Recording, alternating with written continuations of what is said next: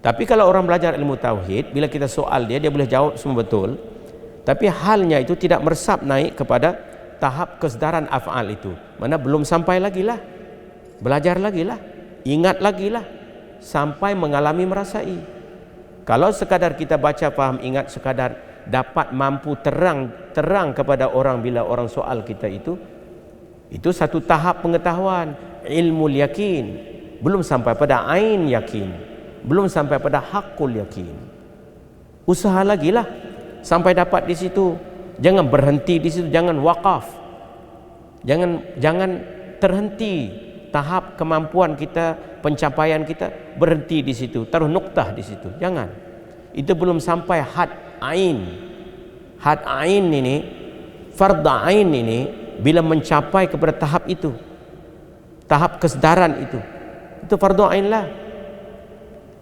Bukan sekadar fardhu ain dapat kita hafaz, dapat terang, okey cukup, dah habis fardhu ain. Belum sampai kesempurnaan fardhu ain itu. Sebahagian juz'iyah bagi fardhu ain itu na'am, tapi kesempurnaan fardhu ain belum. Sebab itu mukmin ini, kalau dia manusia ini, kalau dia ada ilmu fardhu ain saja, hebat orang itu. Dia akan berkemampuan, dia akan sampai kepada allamal insan ma lam ya'lam. Ini penyaksian. Dia akan belajar dengan tiap-tiap sesuatu. Tiap-tiap sesuatu itu menjadi sebab musabab dia belajar. Tidak lagi terhijab. Itu fardhu ain saja. Apatah lagi kalau ilmu fardhu kifayah.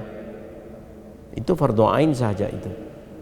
Lihat bab khusyuk yang kita terang ini. Bila sebut kalimah khusyuk itu, menghinakan diri serta tetap anggota dan hudur qalbi.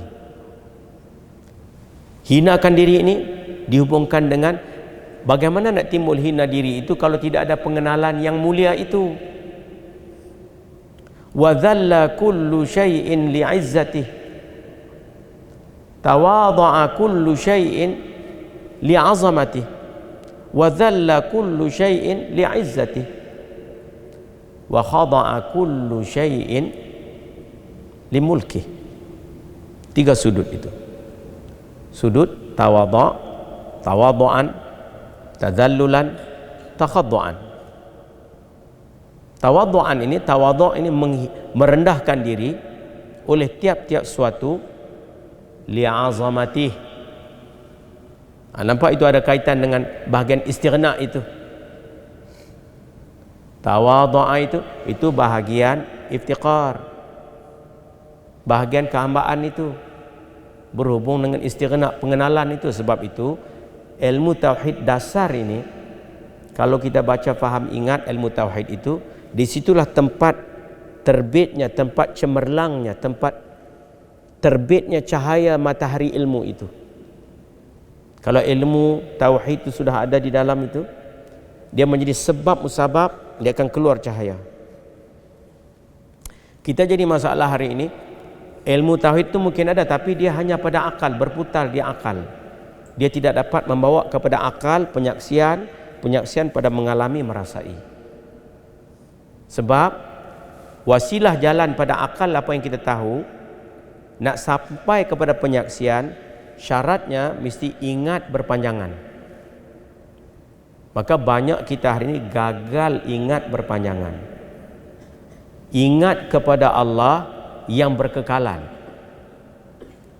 Kalau kita lihat jam itu 24 jam, 24 kotak, 1 jam 1 kotak. Kalau kita buat bancian antara 24 kotak itu, banyak kotak ghaflah, lupa lalai, atau banyak kotak hadir ingat tumpu dalam 24 jam itu. Kalau kotak yang pertama itu, kita katalah kalau hadir ingat tumpu, kita warnakan kotak itu warna hijau. Kalau ghaflah, lupa lalai, kita warnakan kotak itu warna merah. Agak-agak kotak warna apa yang banyak? Kalau kita mengatakan, oh saya ini banyak kotak hijau, kalau banyak kotak hijau, pasti kita sudah dapat mengalami, merasai. Khusyuk itu sudah dapat, setimpal, selaras dengan apa yang diceritakan oleh ulama itu. Tak lari lagi. Tapi kalau kita sebut di sini, aku banyak ingat, tapi tak ada selaras dengan mutabiqul lil haq itu ada kesangsian lah, sebab tak selaras. Kalau kita dapati, oh aku banyak ghaflah, lupa lalai, banyak kotak merah daripada kotak hijau, syarat pertama kena dapat khusyuk, nak dapat sampai pada ilmu yang kita faham dengan akal itu, nak bawa kepada penyaksian, nak bawa kepada mengalami, merasai. Penuhkan kotak itu dengan hadir ingat tumpu. Latih sikit demi sedikit. Jalan awal yang senang kita nak latih, jadi sentiasa kita ucap dalam hati sanubari kita, Ilahi, wahai Tuhanku, Anta maksudi, Engkaulah maksud aku, Engkaulah tujuan aku, Engkaulah niat aku, Engkaulah qasad aku, Engkaulah tumpuan aku, Engkaulah kemahuanku.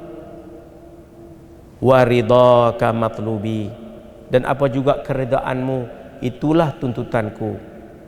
Ya Allah, ya Allah, ya Allah. Jadi lazimkan dan istiqamahkan, mulazamah dan istiqamah ayat itu, doa itu jalannya ringkas, yang senang, semua orang boleh buat.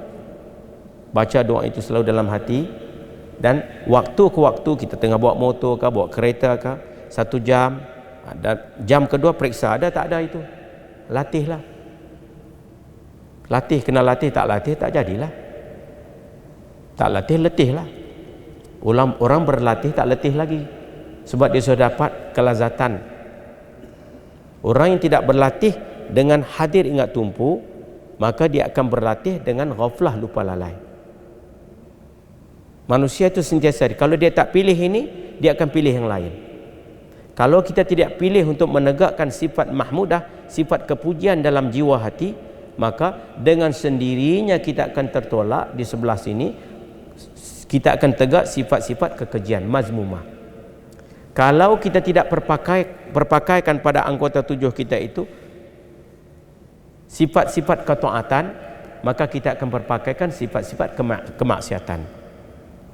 Manusia itu sentiasa berdepan dengan 2 sudut itu, pilih.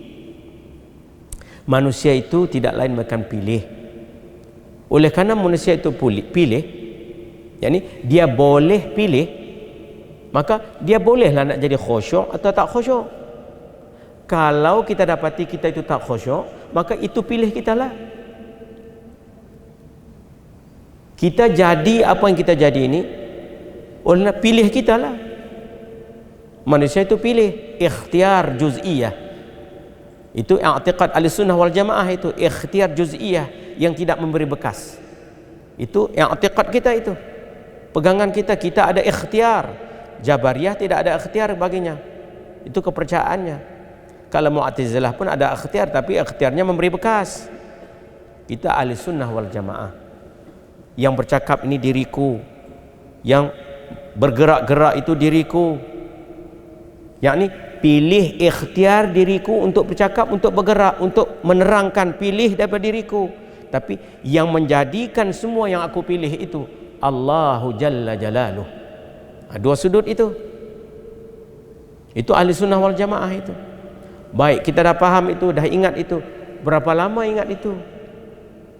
Kalau sudah ingat, di antara 2 sudut, bahagian pilih diriku dan bahagian yang menjadikan segala yang aku pilih Tuhanku, antara diriku dan Tuhanku, di mana kita tumpu lebih, di mana banyak masa kita tumpu.